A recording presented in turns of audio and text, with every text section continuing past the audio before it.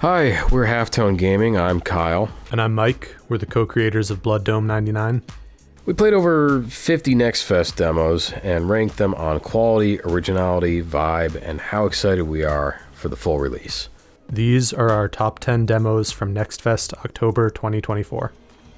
All right, let's talk about Voin. It was fun. I like the retro graphic style they have going on. It's a little movementy, it's a little slashy. It makes me think of Doom Eternal, but instead of guns, you have swords. It feels very metal in a way that I liked. Like metal music? Yeah, exactly. There's this kind of dark Nordic element, and the combat was excellent. It had such a good flow to it, and I just really enjoyed the feeling of the combat in that game. There doesn't seem to be a lot of a clear goal, but I didn't find that I really minded that because it was just so much fun for me to just jump into this group of enemies and slash them all up and be dodging shit and using special abilities.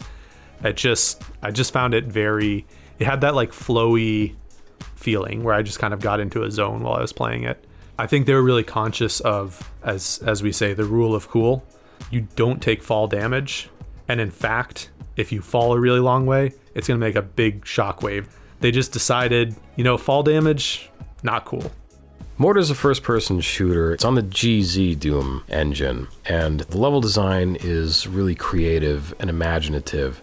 It's sort of like this whimsical kind of fantasy world, and it has the wibbly-wobbly pixels going on like a PlayStation 1. It reminded me a lot of, Dark Forces, or it's like old 90s boomer shooter type games. There's a hub world that you go to that has a whole level select thing similar to Demon Souls with the Archstones, and there's different weapons and different upgrades, and you can talk to a bunch of like weird looking people, and all of it is weird. Everything that happens in the game is weird, and it looks weird, and the weapons sound good and they look cool, but everything is weird, and I want to see what other weird, crazy stuff happens in the future. StarVaders is a roguelite deck builder with a grid-based sort of strategic element to it. The combat is very engaging. The gameplay has some great sort of synergistic elements with the upgrades and the cards that you can get.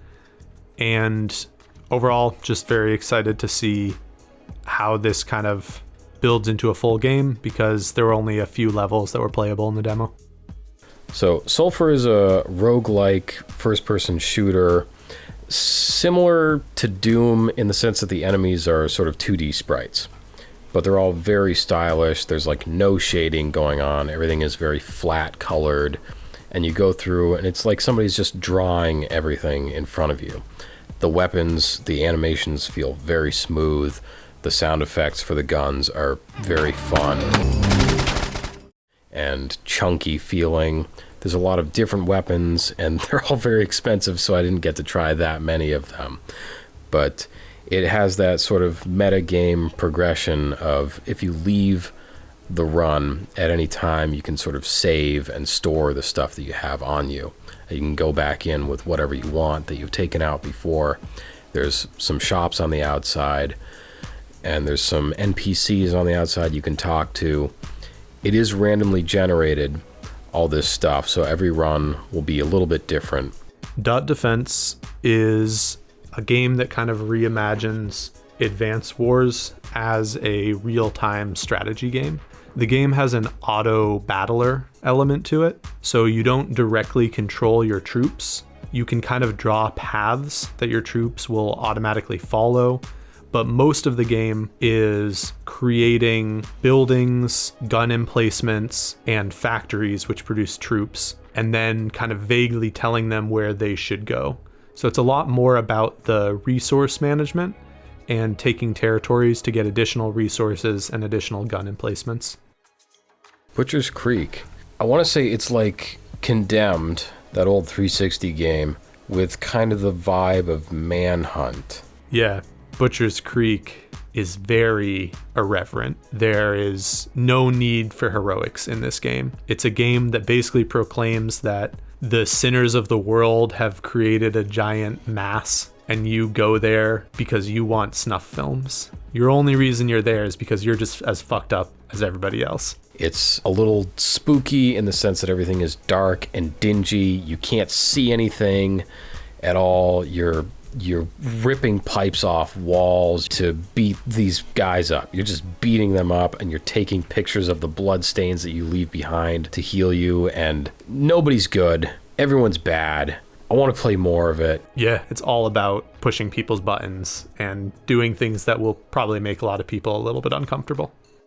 I saw the trailer for Sorry We're Closed and was immediately pumped for it because there's just something really fresh about it. It's very confident. It definitely has that swag in the aesthetic, in the designs, in just kind of the way that the game works even. It reminded me immediately of Killer 7 with the just willingness to be weird and be funky and be corny all at the same time. I'd say as a reference point, it's like a weird Japanese PlayStation 2 game. There's some Silent Hill vibes in there, I would say. You have like a little snap mechanic that'll show you in sort of like this little area around you the regular world as you're going through this industrial, like rust-filled, flesh meat world. Ultimately, it's a survival horror game, but with some very surreal aspects to it and some very kind of funky, bold design choices. Sultan's game is kind of a combination of a board game, a card game, and a visual novel. The basic premise is that there is this game, the Sultan's game, that you are playing with people's lives. So the Sultan has granted you the authority to play this game and to order people to kill people if necessary and romance people and all of these things. It's largely a game about politics. So you're creating these sort of political alliances and things like that, and then ultimately finding the right opportunity and the right person to, in this example, kill, so that you can satisfy that goal before the time runs out. If you fail to meet any of these goals, you'll be executed. So, Hark the Ghoul. Hark the Ghoul. I actually played it this time. Since the last time we talked about it, you played it, and I played a little bit more. After playing around a little bit more in that main town area, I really like how open it feels. In that same way as Dark Souls 1, where you have all these little like nooks and crannies, and you find some little spot that you sort of go, oh, is this a real path I can take? And you walk into it, and it's a whole other area. It's dark, it's atmospheric, it's a full-on mood. It's first-person, action-adventure-y, heavily exploration-based. There's a lot of secrets, a lot of nooks and crannies, a lot of this and that. It's a little Bloodborne, it's a little Hollow Knight, it's a lot of Kingsfield. It's faster than Kingsfield, though. You can jump around, you can do crazy stuff. I upgraded the level up thing all the way, and I was jumping around and being essentially a madman and being like, oh, you guys can't hit me, I'm too fast. I also, as I was playing this time, I got the whip, which was a lot of fun to play around with. Whip's I imagine great. You got that as well, yeah. It is cool that it adds another dynamic with being able to pull things, pull enemies, pull boxes, pull various stuff.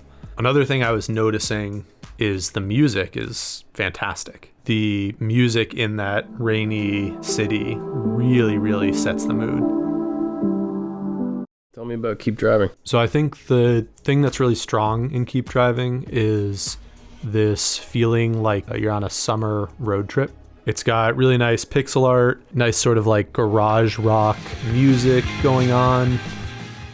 And it has kind of a wholesome vibe to it. You feel like you're sort of discovering yourself and meeting people, and it has that kind of indie movie feel to it. Like a hangout flick? Yeah, something like that. This sort of like, oh, it's a nice fall day and you're hanging out with a good friend and you're like sharing things and talking about your future. It has that kind of feel to it. It has a kind of mini game aspect to it as well. It's not purely like an adventure game. So as you're driving, there are road hazards that come up, and there's this sort of mini game that has to do with using different skills to kind of clear the road hazards. They will try and damage you in a few different ways. You have these different resources like gas, energy, durability, money, and you are almost like playing these cards. It's not a deck builder. You don't like draw cards or have hands or anything like that, but you have these different skills. But honestly, that mini game feels like kind of a small part of what really makes the game special. It's more about that general feeling of exploration and interacting with life. So those are our top 10 games of Steam Next Fest this year. And as indie developers ourselves, it's hard to get sort of that press and that coverage. And there's like over 3,000 games this year, maybe even 4,000. 25,000 games this year. Obviously, we didn't play all of them. So if we missed a game that you think is like fantastic and we have to try, let us know. Wishlist all the games here and play their demos. They're all great games and they can use your support. If you're looking for more games from this Next Fest, we did another video as well on hidden gems. We will be posting the full unedited version of this conversation to our Patreon as well. If you're interested in hearing us ramble more about games, so you can check that shit out too. Yeah.